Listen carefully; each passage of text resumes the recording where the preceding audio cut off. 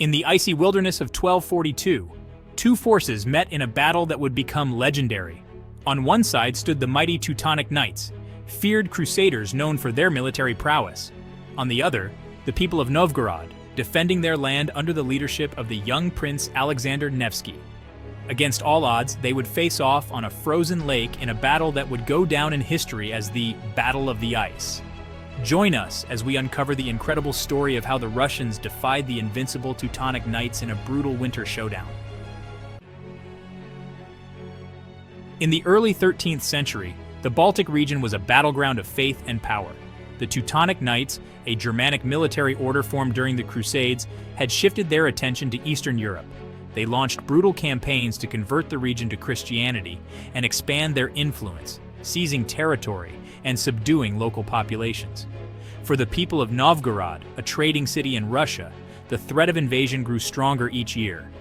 Novgorod's people lived on the edge of powerful empires and were often caught in conflicts between Catholics in the West and Eastern Orthodox Christians.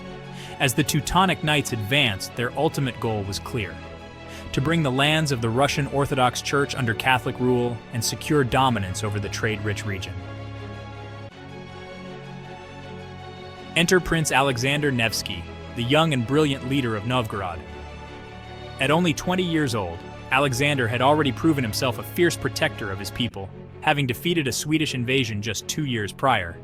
But the threat posed by the Teutonic Knights was far greater. Known for their discipline, heavy armor, and unyielding tactics, they seemed unstoppable. Yet Alexander was determined to defend his homeland. Alexander understood that the Knights were a powerful and relentless force, but he also knew the land, the climate, and the spirit of his people. On April 5th, 1242, Alexander led his forces to intercept the Teutonic Knights on the frozen Lake Peipus. While the lake's surface was thick with ice, Alexander knew it couldn't support the weight of heavy armor indefinitely. He lured the Teutonic forces onto the ice, where they would be vulnerable. Alexander's forces included infantry and lightly armored soldiers from Novgorod, as well as horse archers skilled in maneuvering across the ice. The plan was simple but dangerous. Allow the heavily armored knights to advance onto the lake, where they would struggle with balance and speed and then attack from all sides. As the Teutonic Knights charged forward, they expected a quick and decisive victory. Their strategy was to use a tight, wedge-shaped formation called Ashiltron to smash through the Russian lines. But as they reached the center of the frozen lake, Alexander's men sprang into action. From the shore, Russian archers unleashed a hail of arrows on the advancing knights, disrupting their formation. Then the Russian infantry closed in from the flanks, surrounding the knights on all sides. The heavy armor that made the knights nearly invincible on land now worked against them, as the ice beneath their feet began to crack and give way. With the Teutonic Knights in disarray, Alexander's troops pressed their advantage. The knights' inability to move freely on the ice turned the battle into a massacre. Russian soldiers drove the knights back toward the center of the lake, where the ice was thinnest. Dozens of knights plunged into the icy waters, never to return. The Battle of the Ice became a turning point not just for the battle itself, but for the entire Teutonic campaign.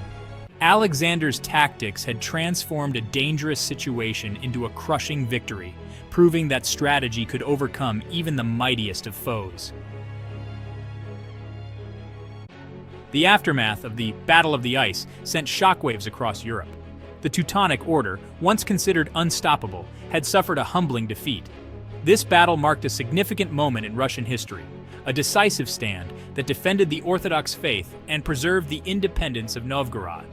For Alexander Nevsky, this victory would elevate him to legendary status.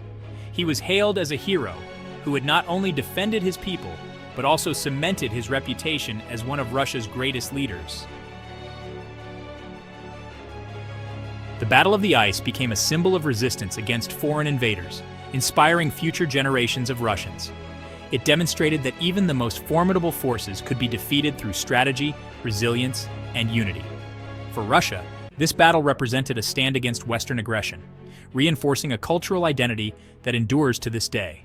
Today, the Battle of the Ice remains a powerful chapter in Russian history, a reminder of the determination and courage needed to protect one's homeland. The frozen Lake of Peipus, once the stage of a bloody clash, now stands as a silent witness to one of the most legendary battles ever fought on ice. From the chilling landscape to the fierce struggle on the ice, the Battle of the Ice showcases the timeless power of strategy over brute force. It's a story of resilience, courage, and a leader who understood that sometimes knowing the land is just as important as knowing your enemy. Alexander Nevsky's victory at the Battle of the Ice is a testament to the spirit of resistance that shaped Russian history.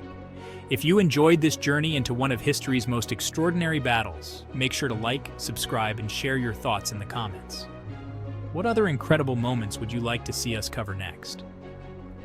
Join us on The World in Focus for more epic stories from the past. Until next time.